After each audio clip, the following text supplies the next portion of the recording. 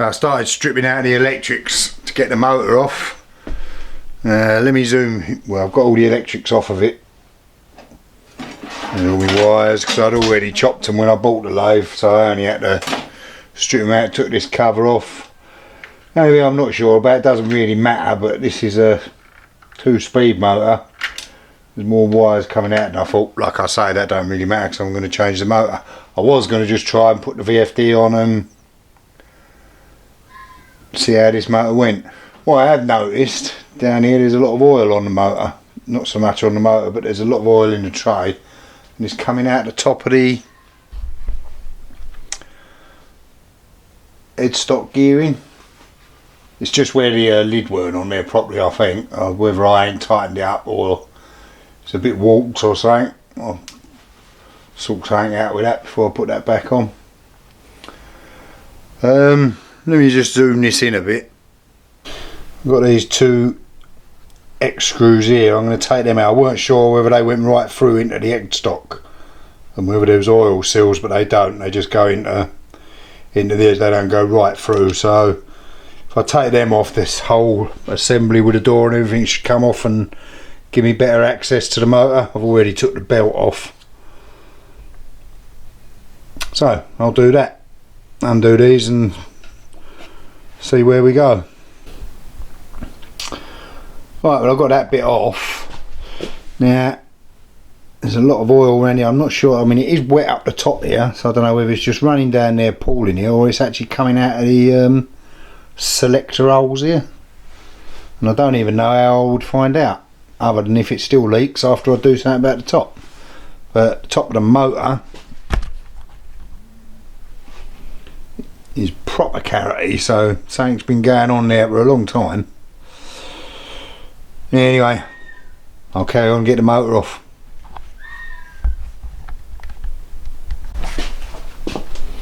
Alright, so the motor's off. You can see how carroty it is behind it all now. There's the motor down there.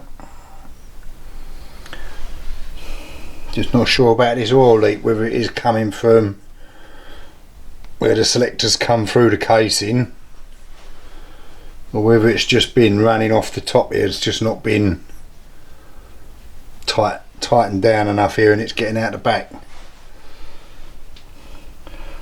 So the motor's mounted on these studs. I'm going to try and mount a new motor on it. But I'll try and need to try. I don't know whether this is going to come off or not. The little drive wheel on the motor for the belt. Or maybe I'm going to have to make a new one to go on the other motor. But the next thing I suppose is to see if that will come off. The drive dog come off the old motor quite easy, and it slips quite nicely onto the new one. I'm going to have to make a spacer or something for it here, and a couple of little captive collets or something to keep it in position. That's almost where it's got to line up. The belt's obviously not long enough because this is going to be further down.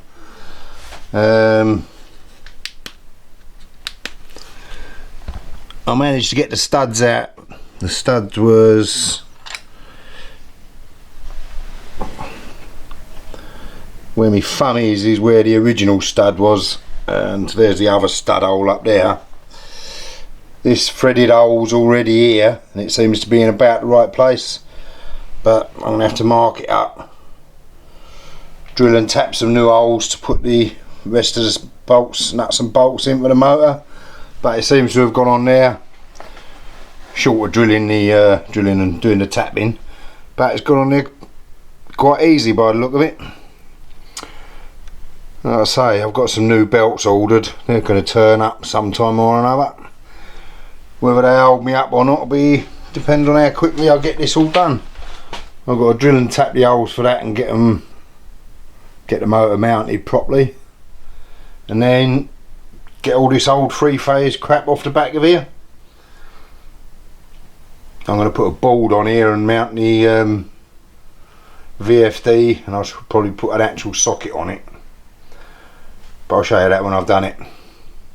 Right, I'm going to whip this motor off, see if I can mark the holes and drill and tap them. See if I can get this mount motor put on there properly. Well, I drilled and tapped the holes for these studs, for the other 3 holes for the studs, no problem. Went a bit easier than I thought, so I can get the motor on there now. Getting the nuts on these when the motor's on there on the motor bracket might going to be a bit tricky. Might be a bit tricky to do them up, but sure we'll get there. But they drilled and tapped quite easy, handy. Right, I've got the motor mounted. Not sure if it's in its exact final position. I won't be able to sort that out till the belts arrive. I've got rid of all the old switch gear and shit on the back of the lathe. I've mounted that board on there. I'm putting a socket on it so that I can plug everything in from there, and it'll give me a spare socket in case I get a suds pump on here. Here's the front of it, all the switch gear took out. There's the old switch gear on the floor, and the old big on off switch that was on the back for the 3-phase. Might notice that the kill switch has been took off of that. So this is where the control panel and that's at. 3D printed these little holders. They just friction fit for the relays. That's the cables that have got to go out to the VFD. This is the front of it, with the addition of the kill switch, which I salvaged off of the old switch gear. And basically that's just coming down to this. So I'll have the live coming in there, earth and neutral, and then that's off to the kill switch, and then the live earth and neutral going off to the VFD. So when that's bashed in, that'll just cut the power to the VFD.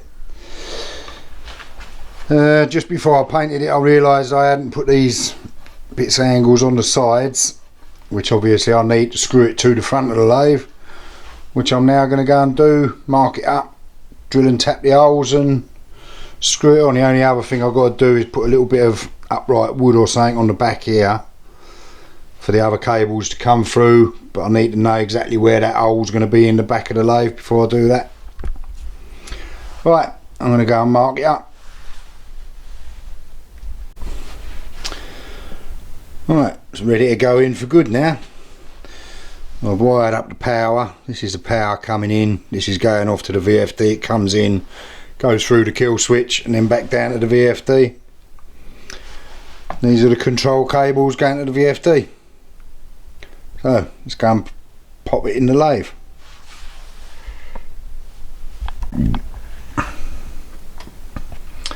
Right, that's it, all wired up, powered on. I have to go and see if it works. Bloody hope so. Alright, so here's the control panel. I'll come around this side. So, putting forward. And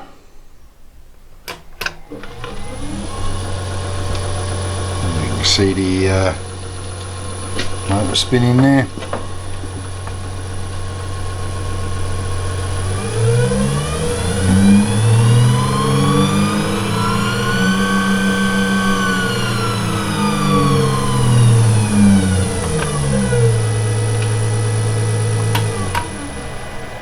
And off, and the jog, and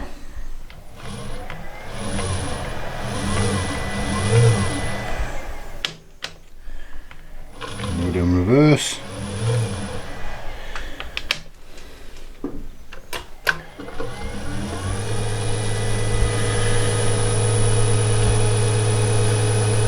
and the emergency stop just closes the power down to it.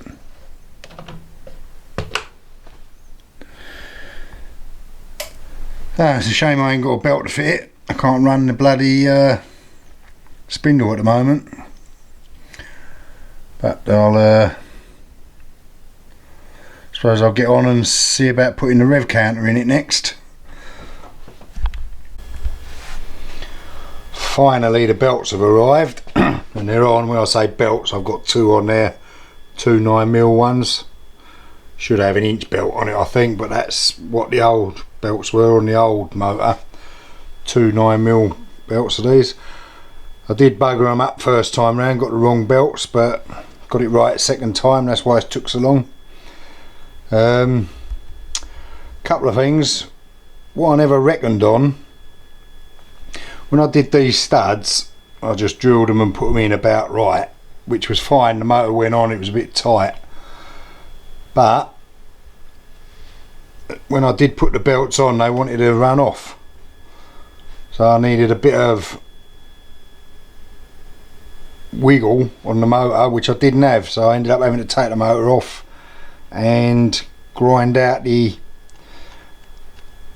bolt holes, slots on the foot for the motor, so that it give me a little bit of wiggle room so I could sort of track the belts. So, but they're on there now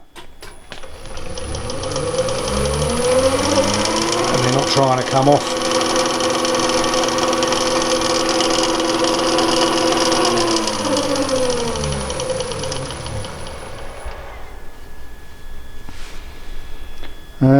The other thing was, when I did me controls, I had that going forward, the motor going forward, which is that way of course, but what I weren't reckoning on is that it comes up onto this, which then transfers onto the actual spindle, so I just had to swap the labels around on the front for that.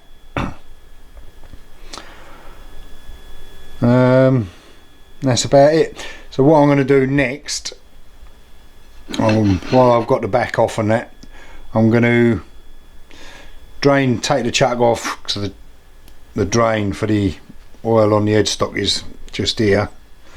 I'm going to drain the bit of oil that's left in there off, give it another wipe out with some cloths and that, and I did manage to get some proper oil for it. At least proper what I could find on the internet, and someone did get in touch with Mobil on one of the forums, and they said this is the equivalent oil that what Emco used to sell, Mobil DTE 24. So I bought a litre of that and I'm going to put that in there. So that's what I'm going to do next, but you don't have to watch that. Right, well, I filled it up with oil. I couldn't see any, I ran it for a bit without the back and that on, I couldn't see any sign of a leak. Got a bit of a bloody leak around the filler cap though, filler cap, drain plug, which is a nuisance. But there you go. Could have put some PTF or something around it. So anyway, I've got one of these cheap old Chinese speedos on it.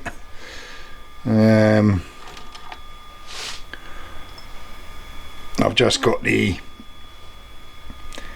magnet mounted on here and the sensors in there that bolts that onto there, and then as that closes it, get the handle out of the way.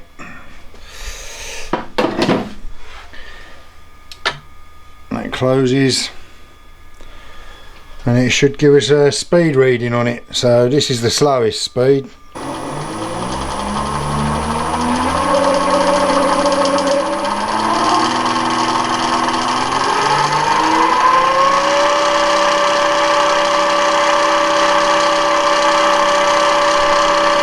So the top speed on that was 60. I'd expect that because this is about 65 Hertz this motor's going.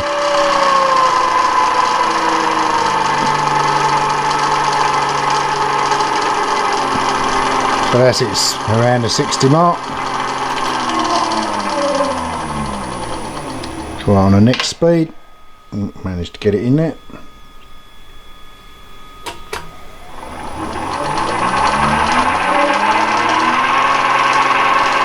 Alright, so this was 240.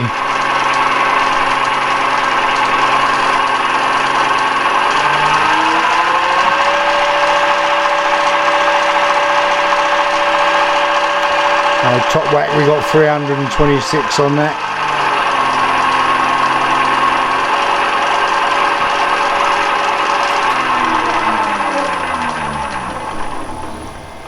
Right, the next one, I have to put the camera down.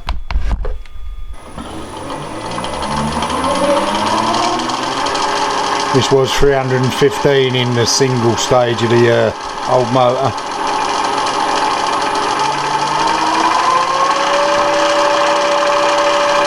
And got up to about 400, 433 is that? Yep.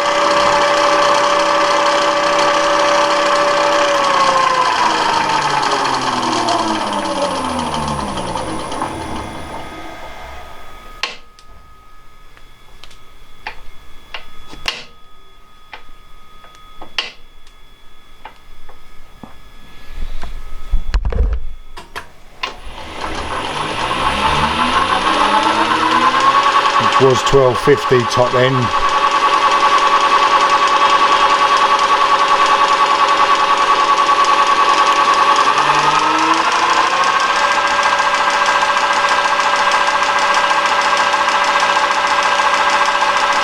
$1,700 top speed on this with the other motor would have been 2,500 revs, or 1700 is fast enough for anything I'll ever want to do.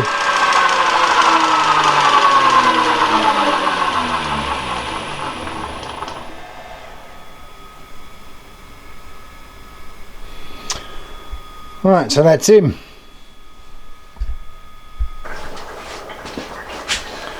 Well, it would be a bit remiss of me not to finish where I started. Just want to clarify one thing. When I was talking in the first video about taking 0.5 millimetre off of the material, I was actually talking about 1/4 millimetre off the face and 1/4 millimetre cut, taking 0.5 millimetre off the diameter. And that's what I'm going to do the same now. So I mean, I've got a range of speeds now, but I'm going to put it up to about the 1250 that I would have been using, because that was the only option I had at that time. But let's see how it gets on.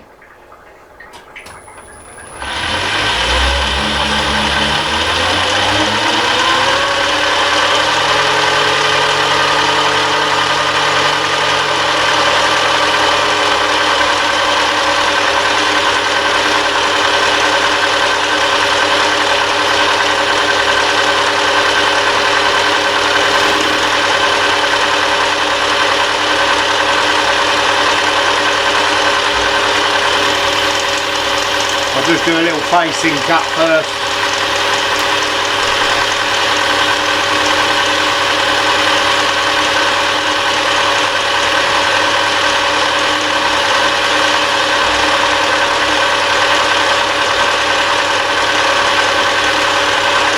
I'll now put 1/4 millimetre cut on it.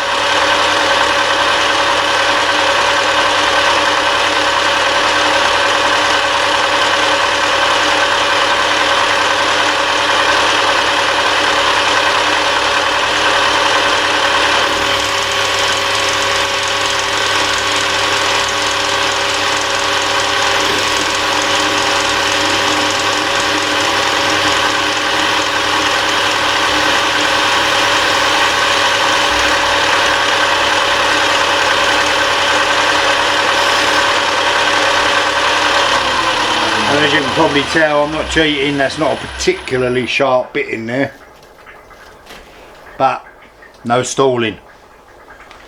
Right, I'll just move the camera and we'll come down the side. Well, I've just done a little facing cut on that. Now I'm going to do a 1/4 millimetre cut on it.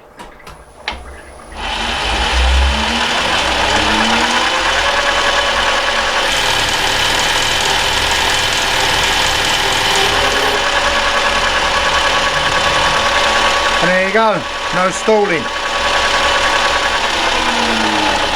I think the lathe is a lot quieter.